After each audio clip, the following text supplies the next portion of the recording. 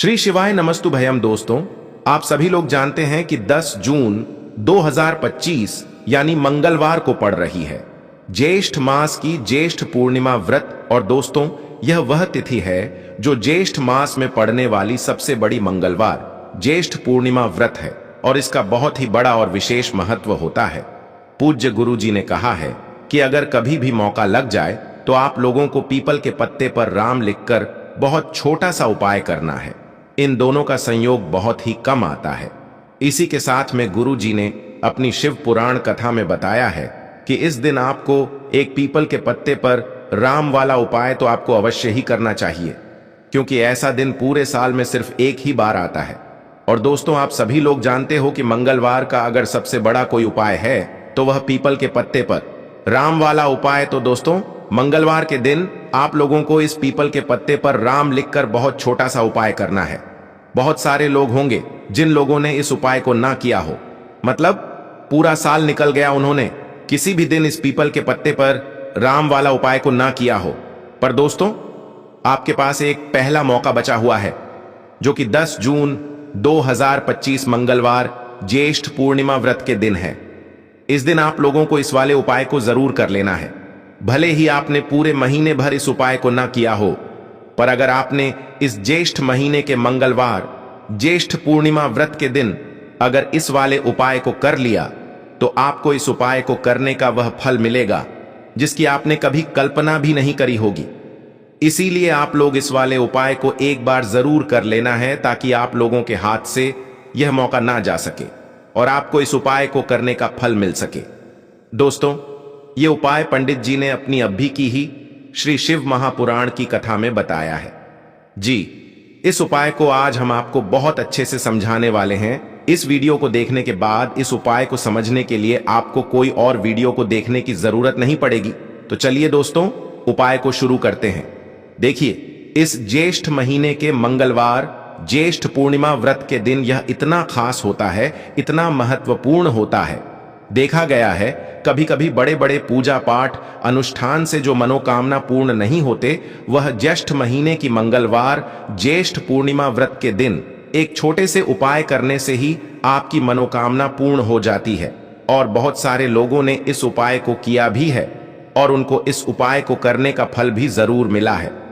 अगर आप लोग भी इस उपाय को करना चाहते हैं तो आप इस उपाय को पहले अच्छे से समझ लेना, सुन लेना, उसके बाद करना। आपको इस उपाय का फल जरूर मिलेगा। और इस उपाय को कर लेने से आपके घर में चाहे किसी भी प्रकार की दुख और समस्या क्यों ना चल रही हो, आपको उसका कारण भी नहीं पता है कि भाई यह समस्या किस कारण से चल रही है। उसका कुछ भी कारण हो सकता है, जैसे पितृदोष हो सकता है या किसी भी तरह का मंगल दोष भी हो सकता है। तो इस दिन आप लोगों को यह वाला उपाय कर लेना है। यह एक ऐसा उपाय है जिस उपाय को अगर किसी विशेष दिन पर किया जाए तो भाई उस विशेष दिन का जो है वह तो हमें मिलता ही मिलता है। पर हमने उस दिन पर इस उपाय को किया है तो हमें उससे भी बड़ा फल मिलता है, और फल बहुत जल्दी मिलता है, क्योंकि आप इस उपाय को बहुत ही बड़े और विशेष दिन पर कर रहे हो। तो चलिए अब उपाय के बारे में बात करते हैं। लेकिन उससे पहले आप लोगों को यह जानना आवश्यक है कि आखिर यह उपाय किस समय करना है, किसको करना है और कैसे करना है। तो चलिए हम आगे आपको वीडियो में एक एक करके बता देते हैं। लेकिन उससे पहले अगर आप लोग हमारे चैनल पर पहली बार आए हैं या फिर मेरी आवाज आज पहली बार सुन रहे हैं तो हमारे चैनल को सब्सक्राइब जरूर कर लेना और इस वीडियो को लाइक करके कमेंट बॉक्स में श्री शिवाय नमस्तुभयम ओम नमः शिवाय जरूर टाइप कर देना। तो दोस्तों, इस पीपल के पत्ते पर राम वाला उपाय को हमें इस मंगलवार ज्येष्ठ पूर्णिमा व्रत के दिन कैसे करना है, किसको करना है, किस समय करना है और कहां पर करना है, ये सारे सवालों के जवाब आपको इस वीडियो में मिल जाएंगे। और जो यह वीडियो देखेगा भाई, उसको पीपल के पत्ते पर राम वाला उपाय जरूर करना चाहिए, क्योंकि इस दिन पीपल के पत्ते का भी बहुत ही बड़ा और विशेष महत्व होता है। आ जाए पीपल के पत्ते पर राम वाला उपाय की तो यह सोने पर सुहागा वाली बात हो जाती है, और यह एक बहुत ही बड़ा उपाय हो जाता है इस मंगलवार ज्येष्ठ पूर्णिमा व्रत का। तो अब दोस्तों, इस पीपल के पत्ते पर राम वाला उपाय को आखिर करना किसको है, सबसे पहले हम लोग वह बात जान लेते हैं। तो देखो, घर की जो बड़ी माताएं बहनें होती हैं उन माताओं बहनों में से कोई भी एक बड़ी माता बहन इस वाले उपाय को कर सकती है। और दोस्तों, अगर आप चाहे तो अपने घर में से सभी सदस्यों को भी इस उपाय को करवा सकते हैं। अगर किसी व्यक्ति की खुद की कोई मनोकामना है, खुद की कोई दुख और परेशानी है जो कि वह अपने लिए ही करना चाहता है इस वाले उपाय को, तो वह खुद अपने लिए भी कर सकता है। बाकी अगर कोई घर में से ऐसा है जो कि अपने पूरे घर परिवार की सुख और शांति के लिए यह वाला उपाय करना चाहता है, तो भाई वह भी कर सकता है। उसमें भी कोई दिक्कत वाली बात नहीं है।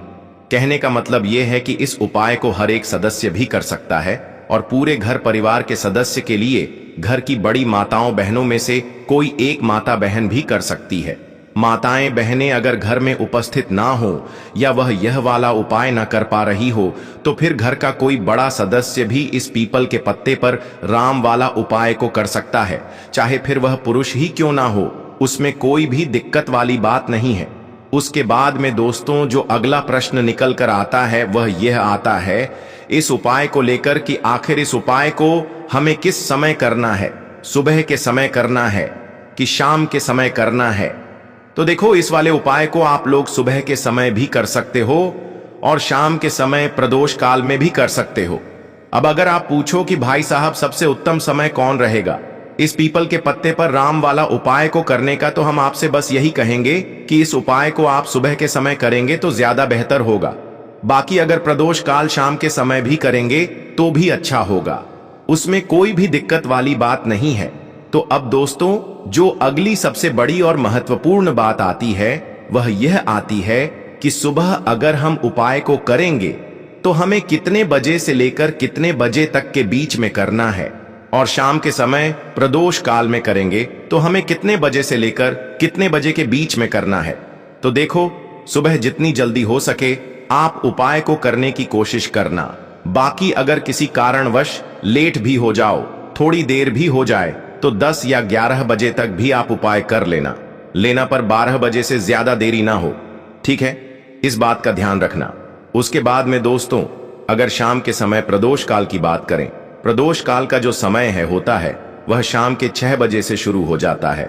मतलब शाम के 6 बजे से लेकर 7 बजे के बीच का जो समय होता है, यह समय प्रदोष काल का समय होता है। तो आप इस उपाय को 7 या 8 बजे के बीच में भी कर सकते हो। मतलब शाम के 6 बजे से रात 8 बजे के बीच में आप कभी भी इस वाले उपाय को कर सकते हो, उसमें कोई भी दिक्कत वाली बात नहीं है। हमें किसी भी दिन आपको पीपल के पत्ते पर राम लिखकर बहुत छोटा सा उपाय करना है। ऐसा समझ लीजिए, जितने भी आपके शत्रु हैं, जो भी आपके विरोधी हैं, दुश्मन हैं, जो आपको हर तरफ से परेशान कर रहे हैं, अब उन शत्रुओं की अकड़ निकलेगी। शत्रु का किया कराया भी तुरंत हट जाएगा जब मंगलवार में आप इस छोटे से उपाय को करेंगे।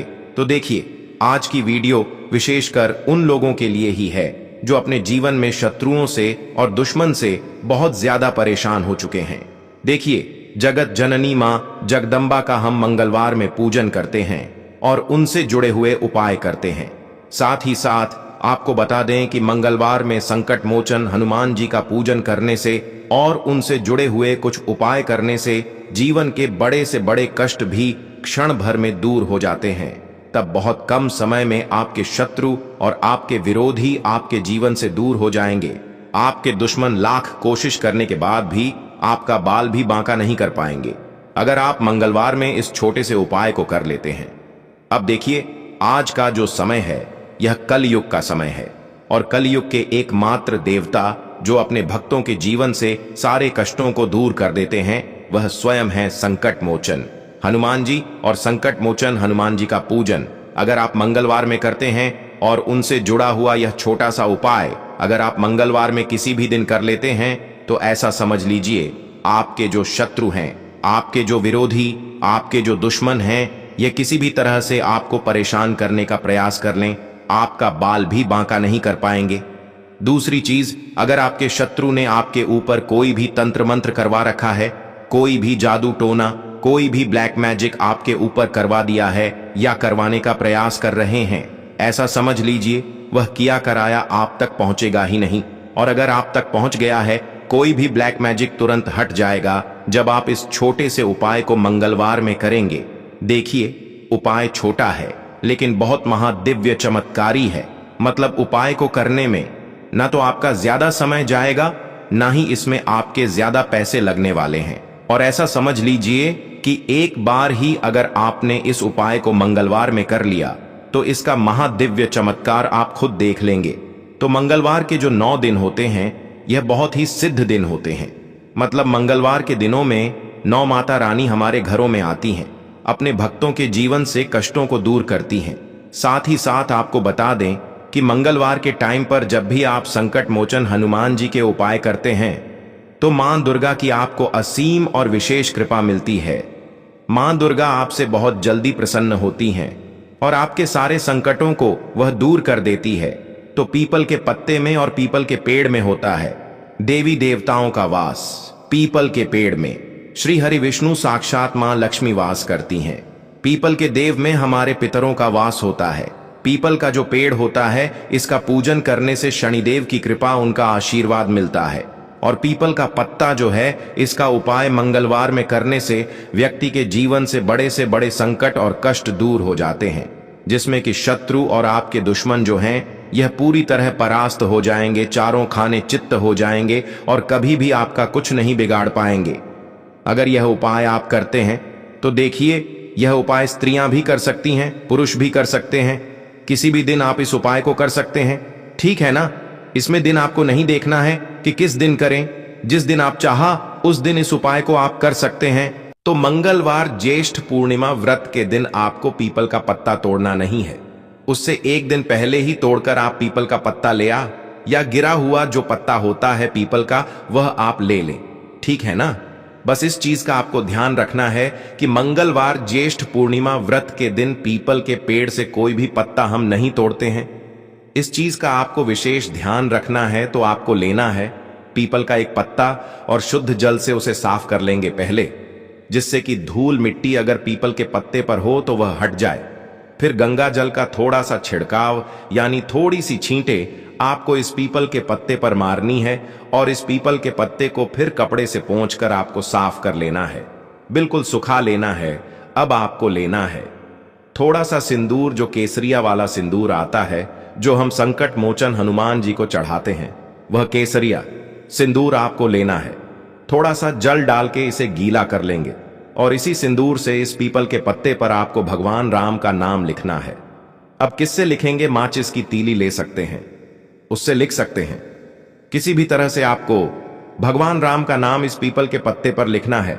लिख लिया। एक आपको चमेली के तेल का या सरसों के तेल का दीपक तैयार करना है और एक कोई भी आपको लेनी है मिठाई में। यहां पर आप बूंदी का प्रसाद ले सकते हैं, बेसन का लड्डू ले सकते हैं और अगर आप इमरती ले लेते हैं तो यह और भी उत्तम है। देखिए, इमरती का जो भोग होता है यह संकट मोचन हनुमान जी को बहुत ज्यादा प्रिय है। अब यह सारी चीजें लेकर आपको जाना है संकट मोचन हनुमान जी के मंदिर में। तो देखिए, सबसे पहले आपको संकट मोचन हनुमान जी के सामने यह दीप प्रज्वलित करना है जो आप लेकर के गए हैं। चाहे आपने चमेली के तेल का दीपक तैयार करा है या सरसों के तेल का, सबसे पहले दीपक आप जला देंगे और दीप जलाने के बाद आपको जो पीपल का पत्ता आप लेकर के गए थे वह पत्ता आपको संकट मोचन हनुमान जी को अर्पित करना है, वहां चढ़ाना है। और जो भी भोग में आप लेकर के गए हैं, चाहे आपने बेसन के लड्डू लिए, बूंदी का प्रसाद लिया या फिर इमरती, जो भी कुछ आपने लिया है उसका भोग लगाना है। और संकट मोचन हनुमान जी से आपको प्रार्थना करनी है कि हे जगत का कल्याण करने वाले संकट मोचन हनुमान जी, संकटों को हरने वाले मेरे जीवन से शत्रु और दुश्मनों को भी दूर कर दीजिए। शत्रु का किया कराया तंत्र मंत्र सब कुछ हट जाए, ऐसी कृपा मुझ पर कीजिए। इस तरह से आपको प्रार्थना करनी है और 108 बार जय श्री राम जय सीताराम, जय श्री राम जय सीताराम, जय श्री राम जय सीताराम, इस तरह से आपको जयकारा लगाना है, क्योंकि भगवान राम का नाम संकट मोचन हनुमान जी को सबसे ज्यादा प्रिय है। तो जयकारा लगा देंगे। और देखिए, अगर एक बार हनुमान चालीसा पढ़ पाए तो आप एक बार हनुमान चालीसा ऐसा जरूर पढ़ें, ठीक है ना। ज्यादा बार नहीं तो एक बार जरूर पढ़ें। जयकारा तो आपको बिल्कुल से लगाना है और इस छोटे से उपाय को किसी भी दिन कर लीजिए, सुबह कर लीजिए, शाम को कर लीजिए और किसी भी दिन, जैसे मंगलवार की तिथि जो होती है ना, ये बहुत बड़ी होती है, आप उस दिन भी इस उपाय को कर सकते हैं। जरूर से करें। शत्रुओं और दुश्मन आपके जो विरोधी हैं ये पूरी तरह चारों खाने चित हो जाएंगे और आपका बाल भी वहां का नहीं कर पाएंगे। तो देखिए, इस उपाय को आप 9 दिन भी कर सकते हैं, 2-3 बार भी कर सकते हैं। अगर आप ज्यादा बार नहीं कर पा रहे हैं तो एक बार आपको इस उपाय को जरूर से करना चाहिए। तो देखिए, इस उपाय को करने से जो आपके सामने से शत्रु हैं वह भी परास्त हो जाएंगे। जो पीठ पीछे वार करते हैं, पीठ पीछे तंत्र मंत्र करवाते हैं, वह शत्रु भी चारों खाने चित्त हो जाएंगे। बस छोटा सा उपाय है, जरूर करें। तो देखिए, अब बात कर लेते हैं अपने एक बहुत छोटे से उपाय की, जिसे मंगलवार में करने से आपकी हर मनोकामना पूरी हो जाती है। यह उपाय आप अपने घर पर ही कर सकते हैं, कहीं जाने की आवश्यकता नहीं है। कोई भी ऐसी विश जो बहुत लंबे समय से अधूरी है, पूरी नहीं हो रही है, या धन को लेकर आप बहुत परेशान हैं, या घर में संकट कष्ट बहुत आते हैं, बीमारियां बहुत आती हैं, तो एक लाल पुष्प जैसे कि गुलाब का फूल भी लाल होता है, आप जरूर से अपने घर के मंदिर में मां दुर्गा को अर्पित करें और एक देसी घी का दीपक लाल बाती का जलाकर मां का पूजन करें। मंगलवार में अगर लाल रंग से जुड़ा हुआ यह उपाय आप करते हैं, आपकी सारी मनोरथ, सारी मनोकामनाएं मां पूरा कर देंगी, क्योंकि लाल रंग मां दुर्गा को बहुत प्रिय है। लाल पुष्प और लाल रंग की बाती का दीपक आपकी बड़ी से बड़ी मनोकामना को भी पूरा कर देगा। मंगलवार में यह उपाय आप किसी भी दिन कर सकते हैं। दूसरे उपाय कि हल्दी वाला जल आपको अपने घर में किस जगह पर डालना है और उपाय को कैसे करना है, और कैसे यह हल्दी वाला जलते ज्येष्ठ महीने का मंगलवार, ज्येष्ठ पूर्णिमा व्रत के दिन जब आप अपने घर में डालते हैं, छींट है, उपाय को करते हैं, तो सीधे सीधे मां लक्ष्मी आपसे प्रसन्न होकर आपके घर में आती हैं और श्री हरि विष्णु के साथ आती हैं। स्थिर लक्ष्मी का आपके घर में वास होता है। कहने का मतलब है कि फिर कभी भी मां लक्ष्मी आपके घर को छोड़कर नहीं जाती है। जो लोग कहते हैं कि हमारे घर में धन तो आता है लेकिन चला जाता है लेकिन फिजूल खर्ची बहुत है। धन तो घर में आता है लेकिन तिजोरी कभी धन से भरी नहीं रहती है, खाली हो जाती है। तो 90 पर लोग ऐसे होते हैं जिनके जीवन में यह समस्या होती है कि हमारे घर में स्थिर लक्ष्मी का वास नहीं है। देखिए, हम सभी चाहते हैं ना कि मां लक्ष्मी और श्री हरि विष्णु हमेशा हमारे घर में रहे, उनका आशीर्वाद बना रहे। हम हमारे जीवन के जितने भी दुख हैं उनका सामना जो है बहुत आसानी से कर सके। देखिए, जब व्यक्ति के पास पैसा नहीं होता है ना, तो वह बहुत सारे कष्ट दुख उसके जीवन में जब आते हैं उनका सामना भी नहीं कर पाता है। और जब उसका आर्थिक पक्ष मजबूत होता है तो बहुत सारी समस्याएं उसे अपने जीवन में जो आती हैं वह छोटी लगती हैं। लेकिन अगर पैसा भी पास नहीं है तो छोटी छोटी प्रॉब्लम्स और छोटी छोटी चीजें जो हमारे जीवन में आती हैं वह भी बहुत बड़ी लगने लगती हैं। तो आपको करना क्या है, आपको यहां पर लेना है गंगा जल। तो देखिए, सबसे पहले तो आपको अपने पूरे घर में गंगा जल का छींटा लगाना है, ठीक है ना। गंगा जल आपके घर से जितनी भी नेगेटिव एनर्जी होती है उसे बाहर कर देता है, ठीक है ना। गंगा जल का छिड़काव जब आप करते हैं, उसके बाद कोई पूजा पाठ करते हैं, कोई उपाय करते हैं, वह पूरी तरह से सफल होता है, क्योंकि आपके घर में पॉजिटिव एनर्जी, सकारात्मक ऊर्जा आ जाती है, ठीक है ना। तो इतना करने के बाद आपको क्या करना है, एक लोटे के अंदर या एक कटोरी, किसी भी चीज के अंदर आपको अपने घर का शुद्ध जल लेना है। ले लिया, उसके बाद पिसी हुई हल्दी उसके अंदर मिलानी है। मिला दी जब हल्दी आपको मिलानी है, ठीक है ना। उस समय आपको श्री हरि विष्णु का ध्यान करना है। श्री हरि विष्णु से प्रार्थना करनी है कि मेरे घर में धन बढ़े और कभी भी मेरे घर की जो सुख समृद्धि है उसमें कमी ना आए, ठीक है ना। जब आप जल मिला लेंगे उसके बाद आपको तुलसी का एक पत्ता लेना है। तुलसी का पत्ता पहले ही तोड़ लें। मंगलवार के दिन भूल कर भी आपको नहीं तोड़ना है, तो वाले दिन नहीं तोड़ेंगे, उससे पहले ही तुलसी का पत्ता तोड़कर रख लें।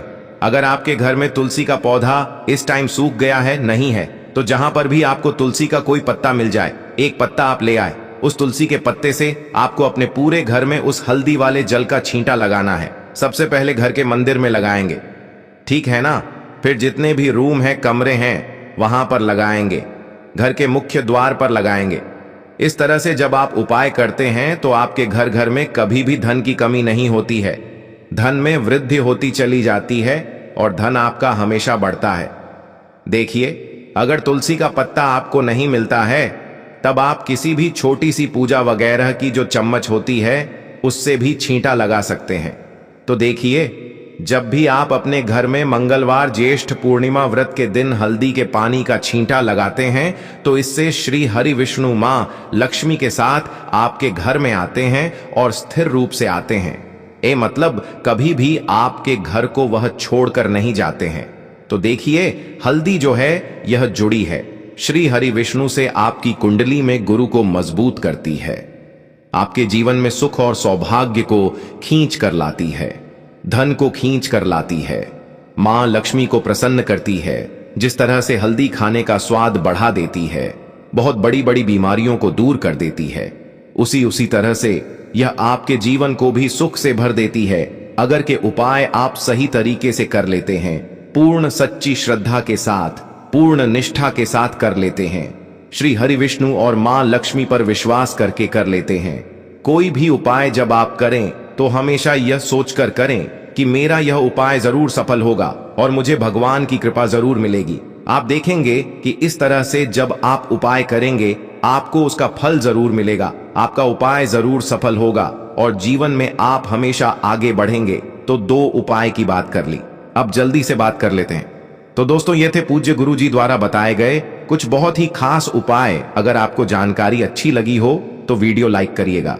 मिलते हैं फिर एक नए वीडियो के साथ। श्री शिवाय नमस्तुभयम।